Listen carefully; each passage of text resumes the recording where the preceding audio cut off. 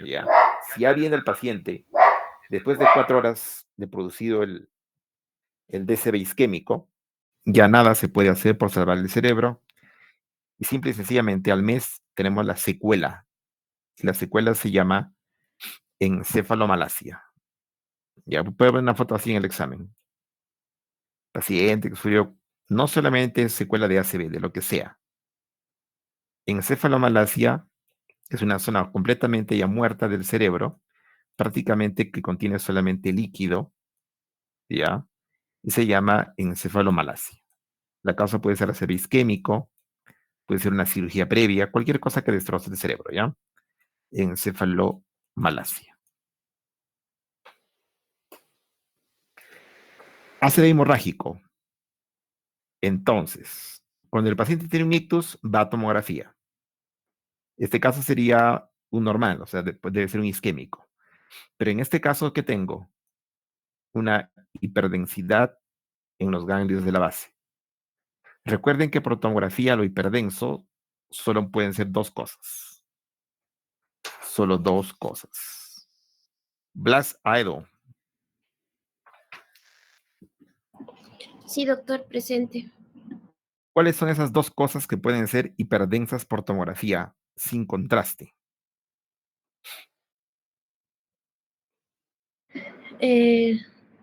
Hemorragia, sangre, doctor. Uno, sangre, perfecto, la sangre. Dos, y las dos cosas se ven ahí en la pantalla.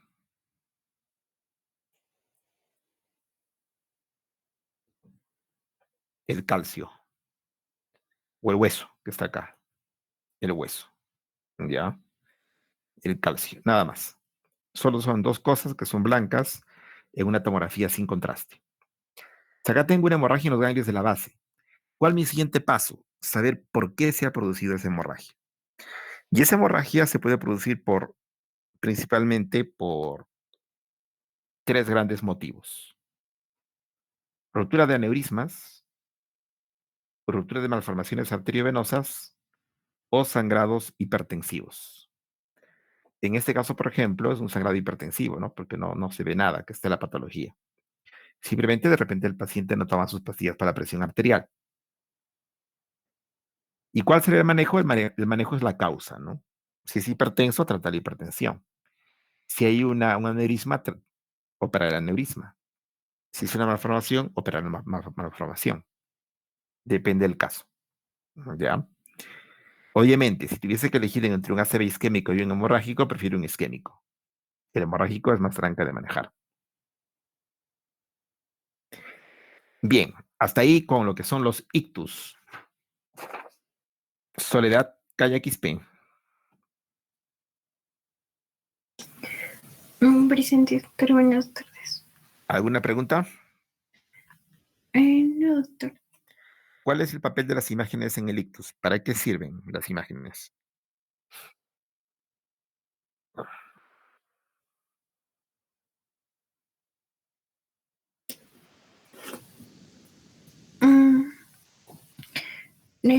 Para ver mayormente lo que son hemorragias. Básicamente sirven para discernir si el ictus es isquémico o es hemorrágico. Para eso sirven. El diagnóstico de ictus es clínico, pero hasta ahí llego hasta ictus. Le pido tomografía sin contraste y digo si es hemorrágico o isquémico. ¿Ok? Listo. Ahora vamos a ocuparnos de otro tema, que son las enfermedades vasculares no isquémicas.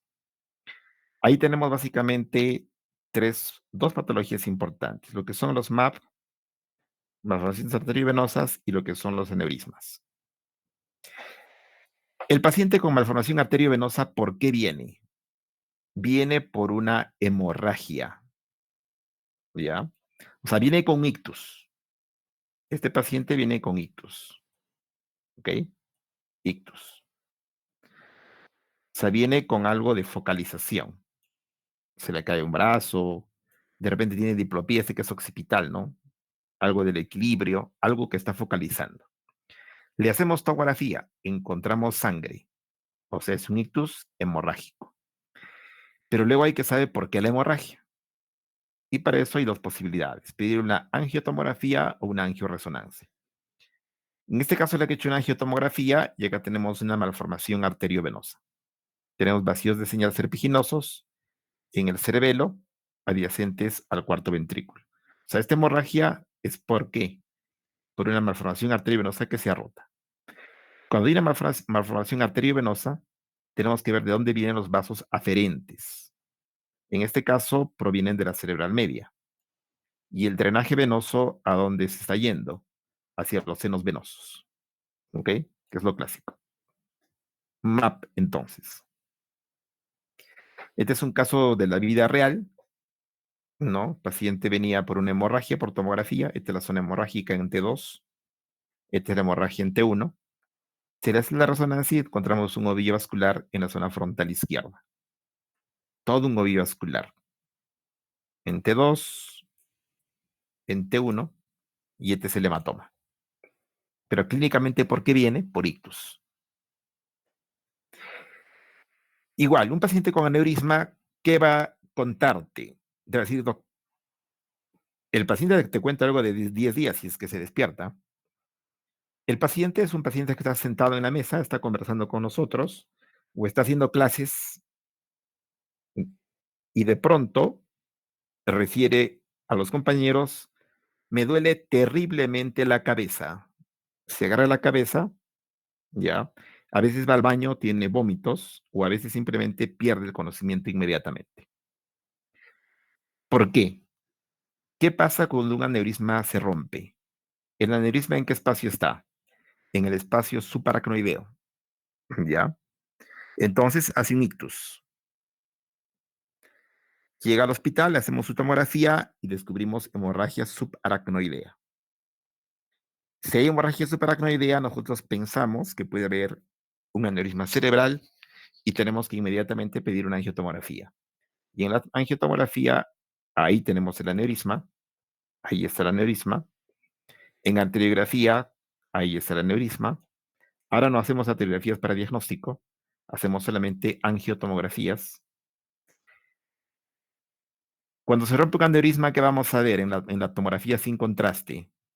Sangre en la cisterna supracelular o el polígono o estrella de David, sangre en los valles silvianos, sangre en la cisterna cuadrigémina y sangre en los surcos. Hemos dicho que lo único blanco por tomografía es la sangre y es el hueso, y nada más.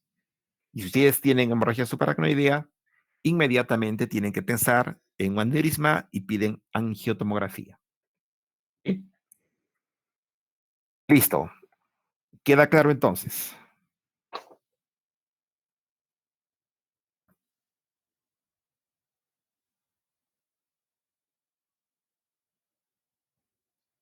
Bien. Siguiente tema. Infecciones del sistema nervioso central. ¿Qué infecciones tenemos? Meningitis, cuyo diagnóstico es por punción lumbar, encefalitis, resonancia magnética, abscesos, puede ser por tomografía y por resonancia, siempre sin y con contraste, y parasitosis, también tomografía y resonancia magnética, siempre sin y con contraste. En todas las infecciones se pide estudios sin contraste y con contraste, ¿no? El gol estándar es la resonancia magnética, ¿ok? Nosotros en el seguro primero pedimos tomografía porque no tenemos resonancia. Si la tuviéramos, probablemente pediríamos resonancia si tenemos bastante motivo para pedirlo, ¿cierto? Los pacientes con infecciones del cerebro, ¿por qué vienen? Vienen por cefalea, vienen por hipertensión endocraniana, signos de hipertensión endocraniana, por fiebre, tranca, ¿no? Como que todo se parece a todo. Y son las imágenes las que van a decidir, ¿ya? ¿Qué tenemos? En la tomografía y en la resonancia es lo mismo. Tenemos una lesión nodular con realce de contraste en anillo rodeada de edema vasogénico. ¿Ok? Es una manito. Es una manito. Acá tengo los dedos. Y la manito siempre agarra algo. En este caso, una lesión nodular con realce de contraste en anillo que es un absceso cerebral. Ahora, el absceso cerebral, que es pus en el cerebro, puede ser en pacientes inmunocompetentes, generalmente son tuberculomas, ¿ya? TBC. Y en pacientes inmunosuprimidos, generalmente es toxoplasma. Pero la causa puede ser múltiple, ¿no? Las causas pueden ser múltiples. Ahora, los abscesos se parecen también a los tumores, pero para diferenciarlos, hacemos esta secuencia, la secuencia de difusión, parecida a la que se hace en los infartos. En difusión, los abscesos son blancos y en difusión, los tumores son negros. Y de esa manera distinguimos quién es tumor y quién es infección, con la secuencia de difusión por resonancia magnética. Hernán Charellas Aire.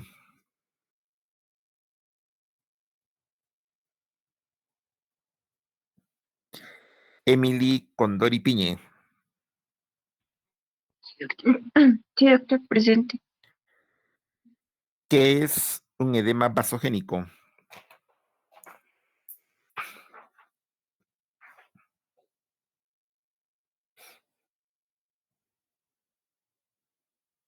Vea su libro, ahí está.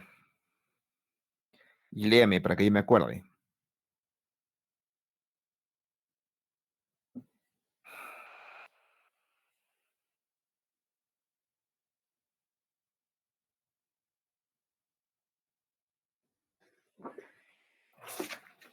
Doctor, se da cuando hay un incremento de entrada de agua y de solutos al espacio extravascular porque hay una alteración de la barrera hematoencefálica.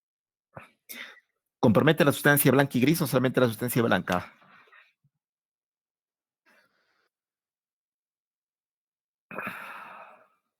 La sustancia blanca, doctor. Exactamente, compromete la sustancia blanca y se da en infecciones y tumores. ¿Ya? Entonces, esta imagen es un clásico. ¿Ah? Ahí tienen un punto en su examen. Ahí tienen un punto en su examen. Lesión nodular con red de contraste en anillo rodeada de edema vasogénico. Neurocisticercosis, que hoy día van a exponer. Entonces, yo me dedicaré solamente a las imágenes. Fase 1, la fase vesicular. ¿El paciente por qué viene? Generalmente viene por cefalea, convulsiones, signos de hipertensión no craneana, pedimos tomografía y encontramos una lesión quística con un escolex. Y esta fase se llama fase vesicular. El paciente puede ser que no tenga tanta cefalea en este caso, más puede tener convulsiones. En resonancia magnética igual. Recuerden que los T1, el líquido es negro, por consiguiente el quiste es negro y tiene un escolex que se ve ahí. Parásito vivo. En la fase vesicular coloidal, que es la fase 2, la larva muere y comienza a degenerarse como respuesta inflamatoria del huésped. En esta fase, donde básicamente ya no se ve escolex, ya, se ve más bien lesión nodular con realce de contraste en anillo, rodeada de edema que se parece a un absceso. Acá tenemos en resonancia magnética, en T1 con contraste, la lesión nodular con realce de contraste en anillo, rodeada de un edema vasogénico. En T2, la lesión nodular y alrededor de edema vasogénico. En esta fase, el quiste que está muriendo produce una gran reacción inflamatoria y el paciente tiene una cefalea brutal. ¿Ya? Es terrible el dolor de cabeza que sufren estos pacientes. Ahora, por imágenes, esto no necesariamente puede ser un neurocisticercosis, ¿no? Podría ser un tuberculoma, tranquilamente. La imagen es idéntica. El radiólogo va a diagnosticar absceso cerebral. Y en tu cabeza tiene que estar presente que puede ser un quiste hidatídico en fase, un neurocisticercosis en fase vesicular coloidal. ¿De acuerdo? Dependerá de la epidemiología, dependerá de algunas pruebas de laboratorio el determinar quién es quién. Tercera fase, fase granular nodular. En esta fase granular-nodular, igual. Lesión nodular con redes de contraste en anillo pequeñitas. Varias.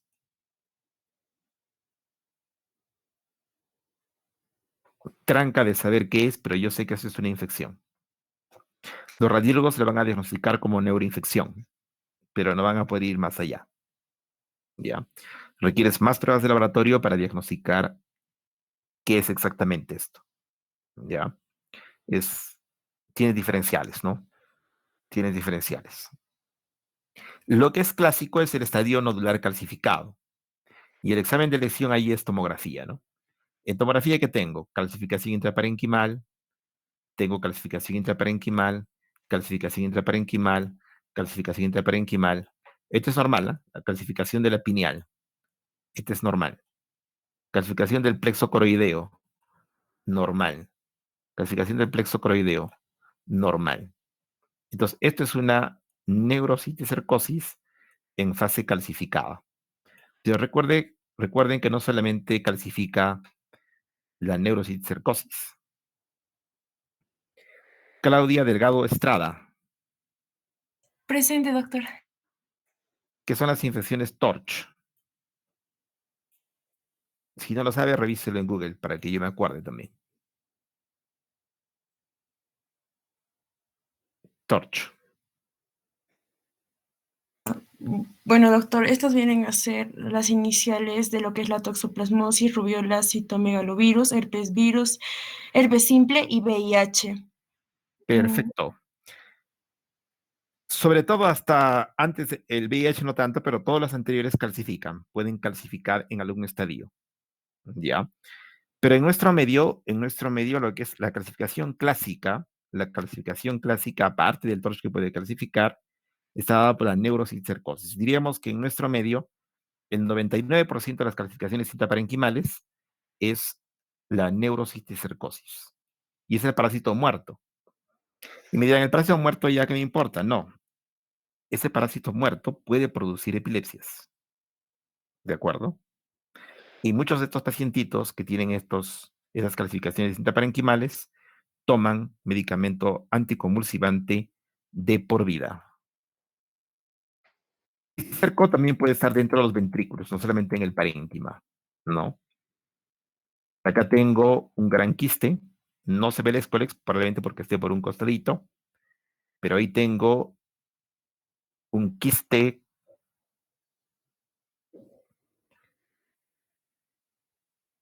Yamilet Díaz Caballero. Presente, doctor. ¿Dónde está ese quiste? Primero, ¿qué estudio es este?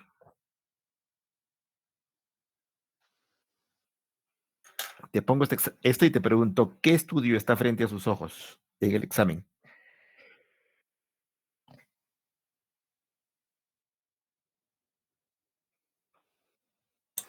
Bueno, está en el... Es una resonancia magnética, doctor, y está en el... Bueno, se encuentra en el cuarto ventrículo.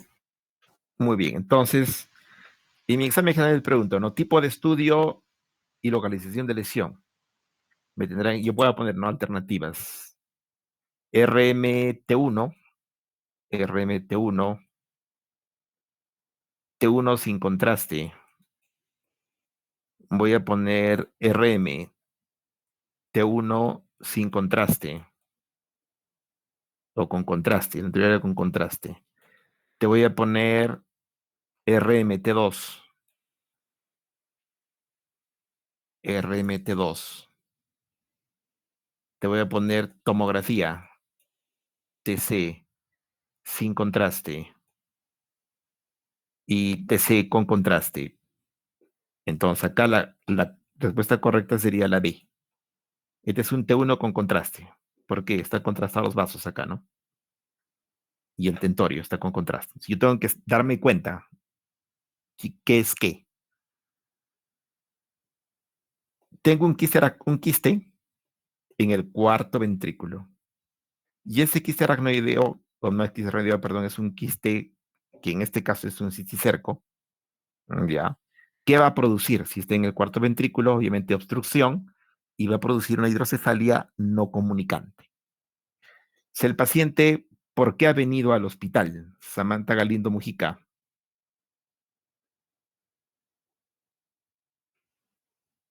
Presente, doctor. ¿Por qué ha venido al hospital este paciente? Él no dice, ¿no? Doctor, tengo neurocicercosis, ¿no? Él te busca por algo. ¿Por qué te busca este paciente en el hospital?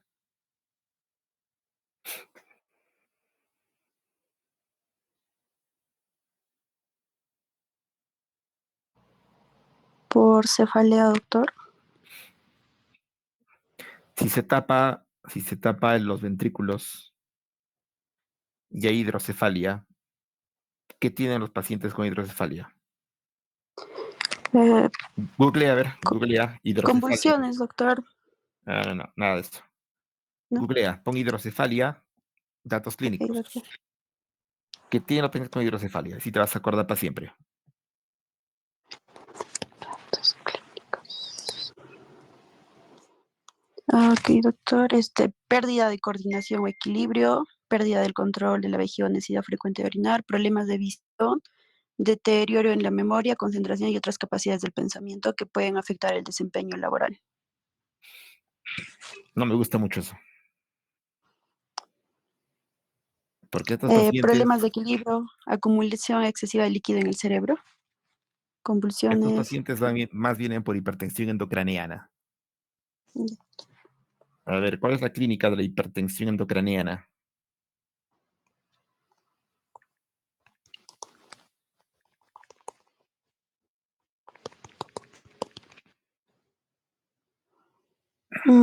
Cefalea, vómitos y edema de papila, doctor. Ya, eso clásico. Eso clásico. Ya. Eso clásico. Cefalea, vómitos y edema de papila. Cualquier cosa que produzca hipertensión endocraniana te va a dar esa clínica. Obviamente tú no vas a ver que es un quiste, ¿no? Pero en el capítulo Mirando el Cerebro, ¿qué dice? Si un paciente tiene problema neurológico de más de 3 días de evolución, tienes que pedir resonancia magnética sin y con contraste endovenoso. Y la resonancia magnética te va a encontrar la causa. O sea, el tratamiento de inicio será colocar una válvula. Acá colocas una válvula. Y obviamente luego hay que dar un tratamiento para el parásito. ¿No es cierto? Pero de inicio tratas la hipertensión endocraniana. Bien, tengo acá otra lesión nodular con regreso contraste en anillo, pero en un paciente inmunosuprimido. ¿Ya? Inmunosuprimido.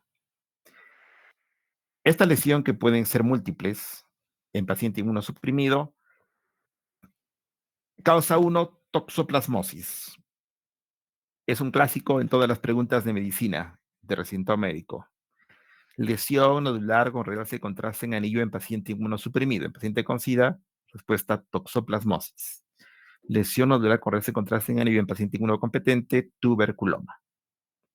Luego podría entrar citicerco también, en fase vesicular coloidal, como segunda posibilidad diagnóstica. Las imágenes son idénticas, ¿no? Se requiere el laboratorio para distinguir uno de otro. Bien, luego tenemos los tumores, lo que nadie quisiera tener. Los tumores pueden estar dentro del cerebro, que se llaman intraaxiales. Pueden estar extraaxiales dentro del cráneo por fuera del cerebro, dependiente de las meninges, como los meningiomas, y ser intraventriculares también. Los tumores intraaxiales pueden depender de la glía, se llaman gliomas, de los astrocitomas, ¿no es cierto? Y también de elección para tumores cerebrales, resonancia magnética. Resonancia magnética, ¿qué secuencia tenemos acá? Este es un T1 con contraste. T1 con contraste, T1 con contraste en sagital, T1 con contraste en coronal, T1 con contraste en axial y un T2. Que tengo una lesión nodular con relance de contraste en anillo, rodeada de edema vasogénico. Pero ojo, el anillo tiene pared gruesa. Si se dan cuenta acá, esto es grueso. En el absceso es finito y redondito, bonito. Esto es feo. Y el edema en los tumores es mucho más grande. Pero La diferencia principal está en el grosor de la pared y recordemos que en la secuencia de difusión los tumores son negros. ¿Ya? Los tumores son negros. Pero igual, ¿no? Hay casos en los que no sé, es tumor o es absceso, es un poco tranca. Entonces, para eso obviamente necesito sumar un poco fuerzas con datos clínicos, ¿no? El absceso tendrá fiebre, el tumor cuando se necrosa también, aunque no necesariamente. El tumor tiene una clínica más insidiosa, más tiempo de evolución, el absceso es clínica más reciente, ¿no es cierto? Entonces, la resonancia es muy buena para ver el edema, determina si hay componente graso, porque si hay grasa, ya no es tumor, generalmente, ¿ya?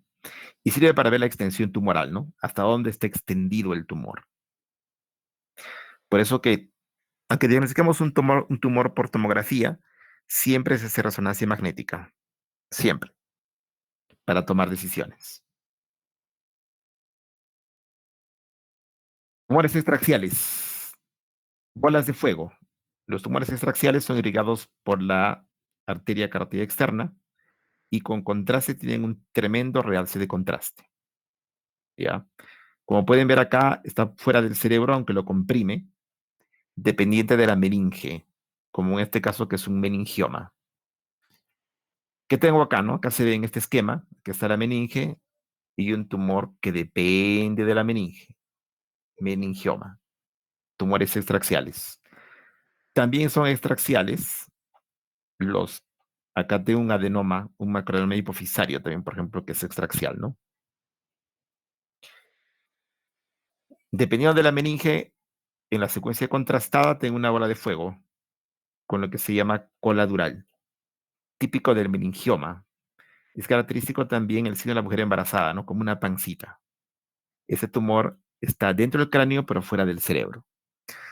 Los neurocirujanos cuando ven esto se frotan las manos, ¿no? Porque es un paciente que está deteriorado, que está mal, ¿no es cierto? Que puede estar focalizando o no focalizando, pero que lo van a operar y curado el paciente.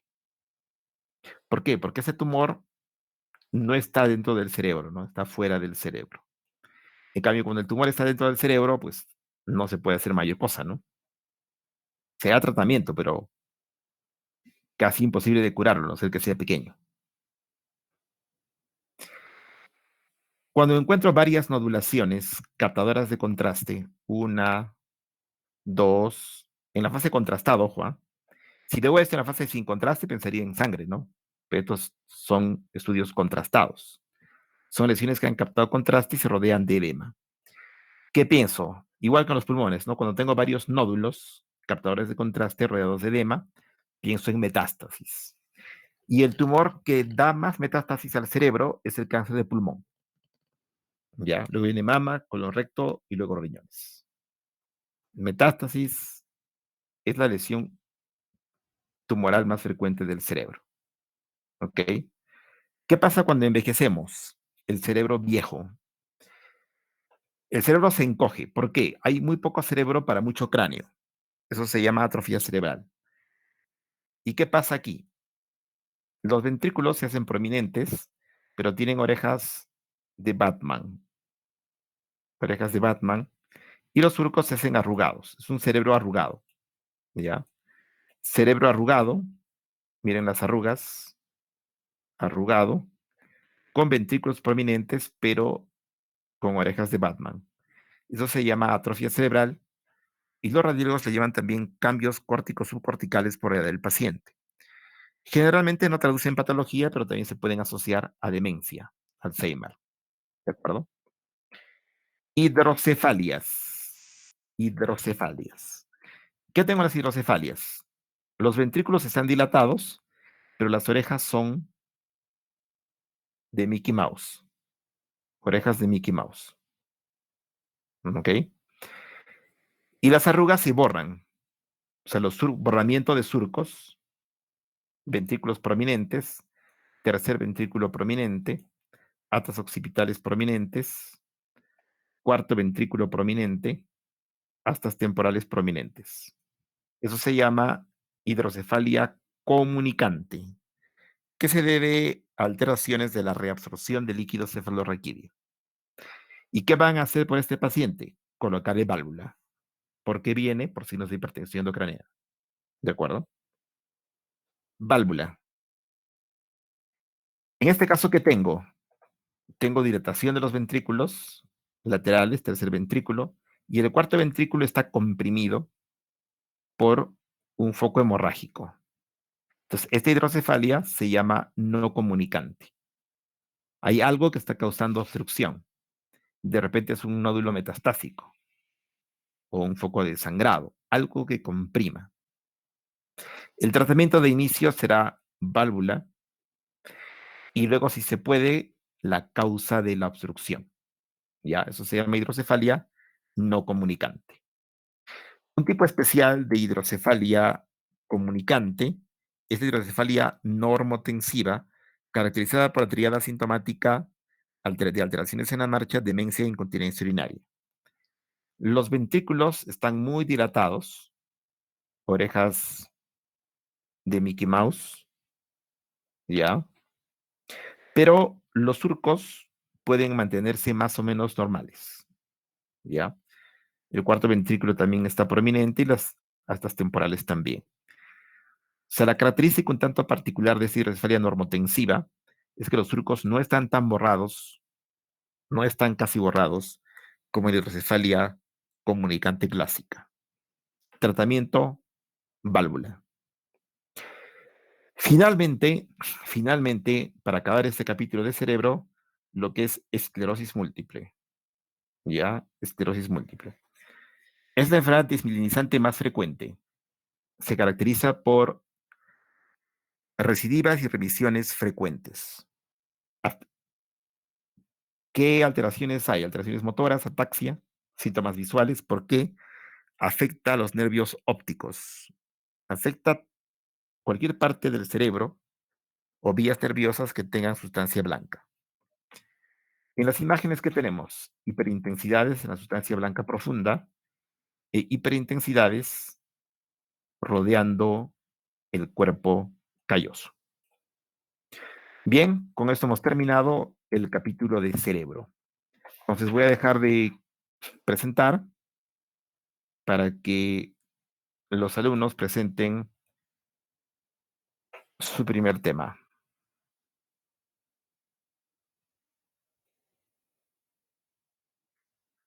Listo.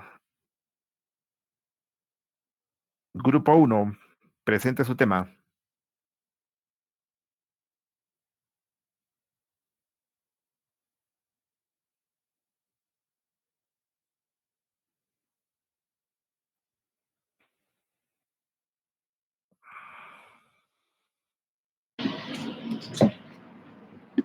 Está bien, doctor. Doctor, compañeros todos, tengan muy buenas tardes.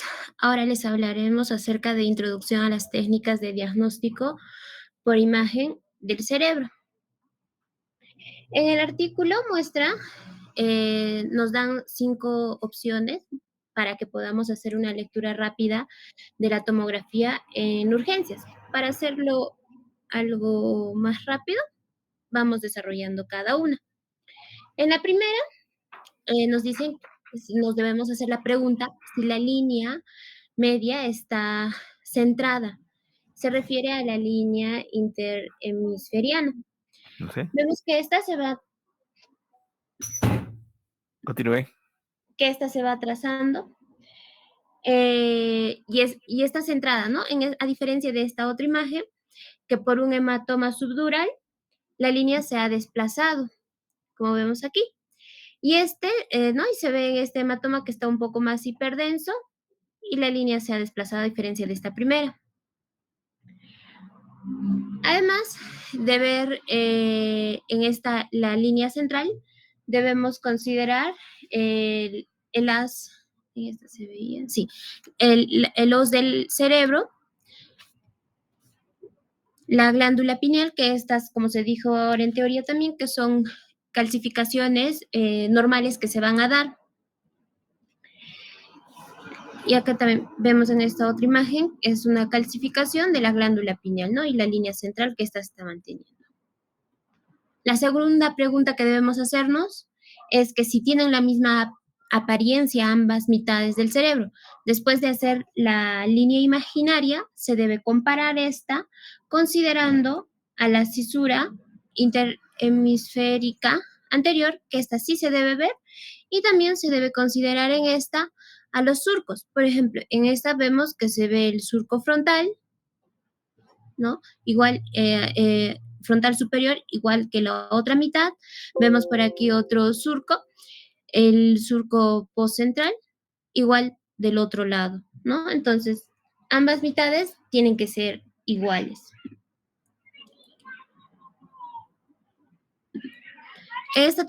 Y luego pasamos a la tercera pregunta, que es, ¿se puede ver la sonrisa y el pentágono o estrella de David? La estrella de David es la cisterna supraciliar, ¿no? Que esta se va a encontrar hacia anterior del mesencéfalo. Y la sonrisa es la cisterna cuadrigémina, que aquí la vemos, la sonrisa. Y después de esta nos lleva a la cuarta pregunta, es que si esta se encuentra, si el cuarto ventrículo se encuentra en la línea media y si esta tiene con una apariencia más o menos simétrica, ¿no? Entonces, sí, vemos esta, si trazamos imaginariamente la línea media, vemos que el cuarto ventrículo, esta se encuentra central y, ¿no? y tiene una apariencia algo simétrica, ¿no? Que recordemos que este cuarto ventrículo está por, por detrás del puente de Barolio. Y finalmente llegamos a la quinta pregunta que debemos hacernos, si son grandes los ventrículos laterales con los surcos borrados. Estos ventrículos normalmente no deben ser grandes porque si no estos estarían sugiriendo a un tipo de hidrocefalia. Haciéndonos todas estas 5 preguntas, si todo está normal, pues se dice que en el informe de radiología no hay ningún tipo de alteración. En las opciones actuales de neuroimagen que se muestran, radiografía simple de esta no nos sirve para nada, no se debe considerar. La tomografía sí, está para tratar un tipo de enfermedades agudas que estas a su vez estén asociadas a la sintomatología neurológica, ¿no? Como se decía en el ejemplo, en teoría, si el paciente de momento perdió la fuerza de un brazo, entonces esto debe ser un signo de alarma, ¿no? Y esto considerándose dentro de las 48 horas. La resonancia magnética en casos de que haya una evolución subaguda o crónica. Esto, o sea, que las manifestaciones, los síntomas sean mayores a 3 días. Una de las dos, sea la tomografía o la resonancia magnética, sugiere que hay una malformación arteriovenosa o aneurisma, el siguiente paso es considerar una angiografía. Si los dos anteriores sugieren que es un tumor, a este se debe seguir con administrar contraste. Si esto sugiere que se trata de un ACV isquémico, se debe tratar con una ecografía Doppler carotidia o una angioresonancia magnética y una angiotomografía. Se debe administrar contraste iodado en tomografía cuando se vaya a sospechar de un absceso cerebral o un tumor, o también el gadolinio en resonancia magnética más los antecedentes de convulsión o antecedentes de cáncer o enfermedad infecciosa.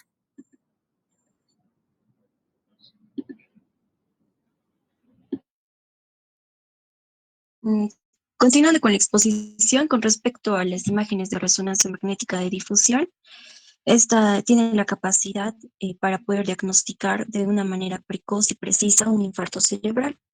Y esta técnica utiliza lo que es el fenómeno de difusión.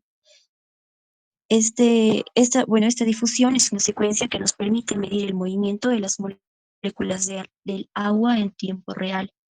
Por otro lado, este cambio en las difusiones va a preceder a los observados ya sea en T2 y en FLIR, lo que va a convertir a la difusión en una secuencia clave en la detección precoz de lo que es el infarto cerebral.